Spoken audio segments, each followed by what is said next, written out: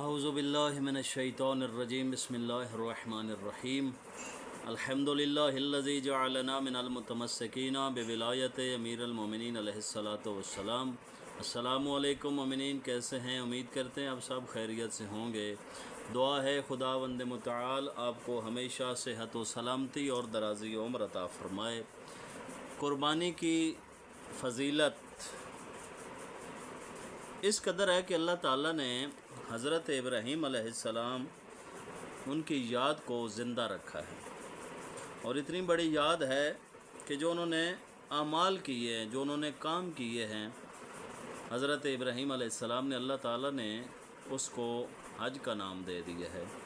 और सिर्फ हज का नाम नहीं दिया बल्कि मुसलमानों पे हज को, साहिब इस्तिताअत पे हज को वाजिब कर दिया है।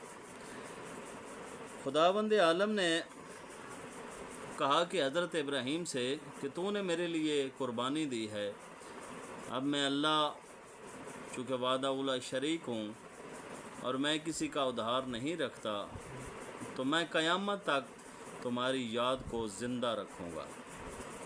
तो खालिक के कायनात ने वो काम जो हज़रत इब्राहीम अलैहिस्सलाम ने किए उनको ज़रूरी करार दे दिया हज में। तो अज़ीज़ान गिरामी क़ादर, कुर्बानी सिर्फ़ गोश्त खाने का नाम नहीं है या जानवर को ज़िबा करने का नाम नहीं है। कुर्बानी का मकसद कुर्बान होना है। चूँकि खुदा के पास ज़बीहा का गोश्त नहीं पहुँचता और कोई चीज़ नहीं पहुँचती, ना खुदा को किसी गोश्त की या किसी जानवर के खून की ज़रूरत है। खालिक लम यज़ल के पास आपकी हमारी नीयत और तकवा और परहेज़गारी पहुँचती है। तो याद रखिएगा, इसलिए हुक्म है कि कुर्बानी करें। हर साहिब इस्तिताअत जो है सुन्नत मुअक्कदा है और इसकी बहुत ज़्यादा ताकीद की गई है। और एक और चीज़ इसमें मैं वाज़ह करता चलूँ कि जो लोग हज पे जाते हैं उन पे कुर्बानी करना वाजिब है।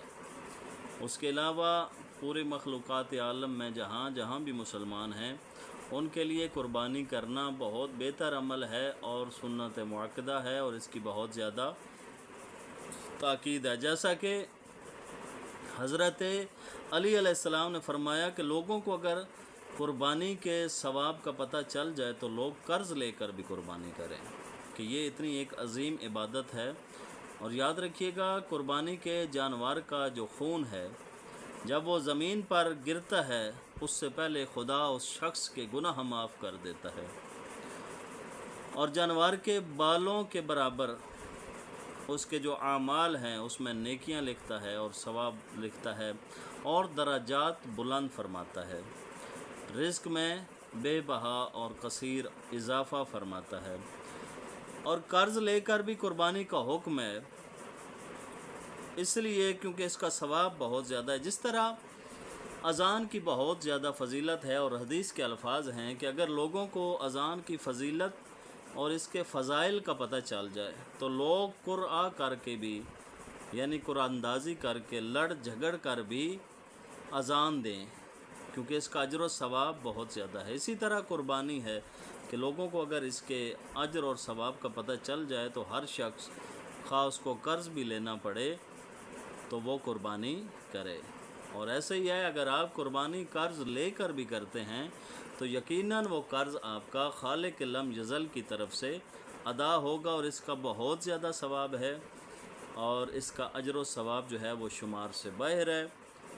याद रखिएगा मोमिनीन कराम, अल्लाह ताला के पास हमारा तकवा और परहेज़गारी पहुँचती है। और कोशिश करें जब कुर्बानी करें तो गरीब लोगों को, गरीब मोमिनीन को ज़रूर याद रखें। दुआ है खुदावंद मुतआल आपको हमें सही मानों में कुर्बानी करने की तौफ़ीक़ अता फ़रमाए।